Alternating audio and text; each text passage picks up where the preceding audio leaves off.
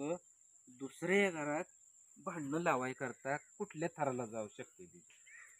माणसाला चांगलं चाललेलं दुसऱ्याचं बघवत नाही, एवढं मात्र 100%. आपली भांडणं कशामुळे लागली?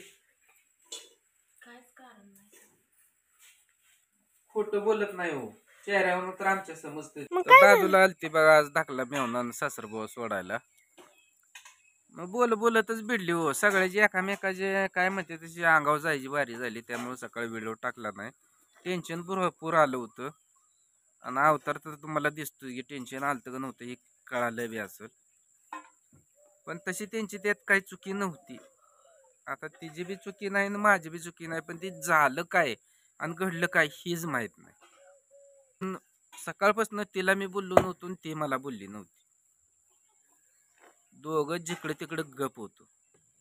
पण ज्यावेळेस आता समक्ष बसलो तिला म्हणलं नेमकं चुकी तुझी होती का माझी होती ते सांग. आणि ज्यावेळेस ही बोलायला लागलो तेव्हा लक्षात आलं चुकी दोघाची बी नाही. पण हे झालं कसं हेच माहित नाही. काय करायचं काय नाही डोकं चाललं नाही बा.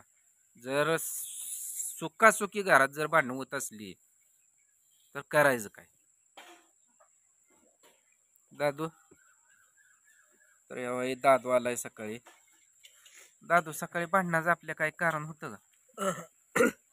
बिना कामाचीच लागली का नाही घरात भांडण आपले? मम्मीची चुकी नाही ना माझी चुकी नाही. पण काय झालं बघा क्षणात एकदम बोलतच सगळीची एकामेका या म्हणजे चवतळून अंगावर सुटले का व्हायला लागले.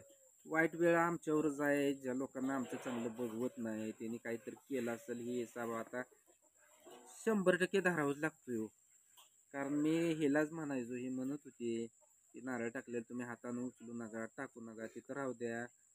कारण ह्याच्या अगोदर आपल्या इथं लिंबू पडलं होतं त्यावेळेस बरेच दादानी ताईनी कमेंट करून आपल्याला सांगितलं होतं त्याला हात लावू नका, सरळ आपलं चगळ त्यावर टाका काढे पेटीनं ती पेटवून टाका. पण मी असा जास्त ह्याच्यावर विश्वास ठेवत नाही. त्या भ्रमात मी गेलो. खरं सांगतो तुम्हाला, मी विश्वास तसल्यावर ठेवत नाही. त्यामुळं ती माझ्या मनी देणी नाही.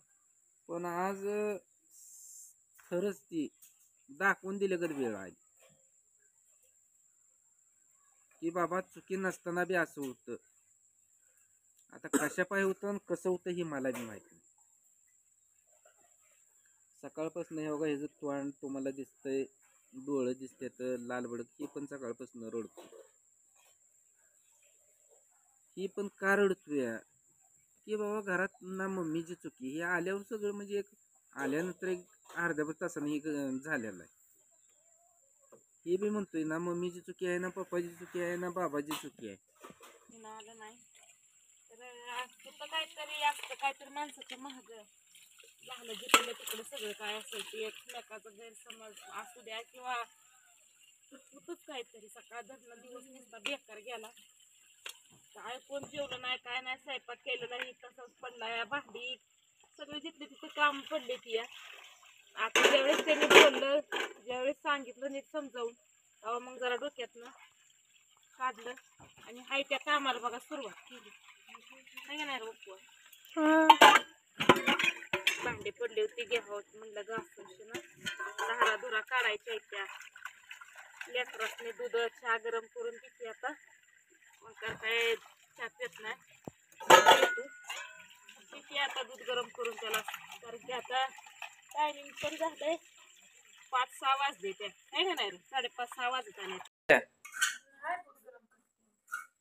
तर माझा शनिवार आहे बरं का आज. दूध गरम करायला आली पण सकाळी एक मिस्टेक झाली आहे. काय झाली?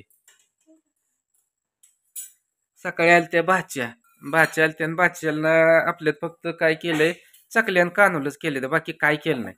आणि तेवढंच त्यांना खायला दिलं होतं. आणि बोललं ते पिल्ल्यानं तोंडात एक चकलीचा घास खाल्ला आणि मे बी त्या भाची पुढली प्लेट ओढून चकल्या खाल्ल्या बघा 2. पण माझा शनिवार आहे माझ्या लक्षातच नाही. तर आज सकाळी ही माझ्याकडून चूक झाली आणि त्या चुकीनंतर ही पराक्रम झालं. म्हणजे काय आजचा दिवस आम्हाला किती चांगला आणि किती बेकार गेला हे काही कळच नाही. हाताची पाचशे बोट तर काय सारखी येते का? आपलं जरा काय भांडणं लागली किंवा आपलं वाईट झालं दुसऱ्याला आनंद होतोय, समाधान भेटतंय, पण ती क्षणिक समाधान आहे. किती जर भांडणं लागली तर 1-2 तासाला का होईना 4 तासाला 5 तासाला का होईना आपण सगळेजण येत.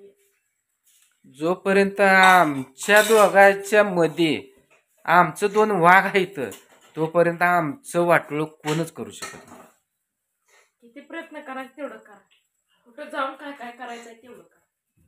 आणि आमचं वाघ म्हणजे आमची 2 लेकरं. कारण ही कधी देखील आम्हाला एकामेकाला वाईट बोलू पण देत नाही ती आणि भांडू पण देत नाही ती. का भांडू देते तू? अजिबात आमच्या काळजाचं घडा येतं, त्यांच्या डोळ्यात पाणी बघितलं तर आमचं काळीच गदा गदा हलतं इथं.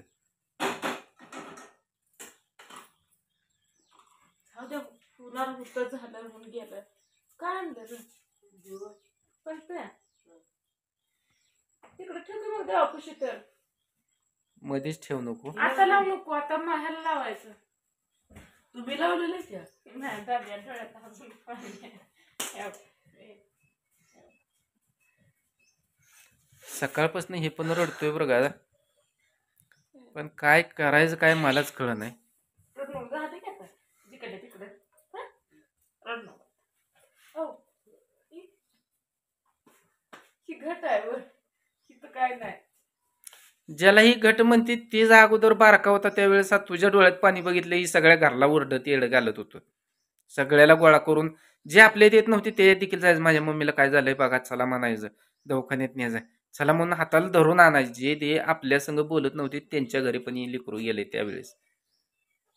आणि हिला पहिल्यापासूनच बरं का असं बोललेलं ही सोसत नाही. हिच्या मनाला लागलं की हिला त्रास भरपूर होते, तर त्यामुळे मी तर हिच्या सहसा वाटला भांडणाच्या जात नाही. बाबा झालं की आता